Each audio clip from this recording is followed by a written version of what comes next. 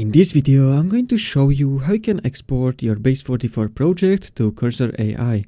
So first thing you need to do is go to Apps and choose Project which you want to export. So I'm going to choose this Affiliate Hub. And then click on this icon in top right corner. And from here choose Export Project as zip.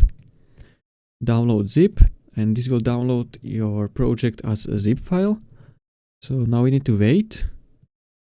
Once your project is downloaded, you can drag it on your desktop, then right click on it and choose Extract All. I'm gonna extract it, and once your file is extracted, you can close this and open Cursor AI. And now you can click on Open Project. Then I'm going to choose it from desktop. It's this one. I'm gonna select folder. This is how you can extract your Base44 project to Cursor AI. If you find this helpful, consider subscribing for more tutorials.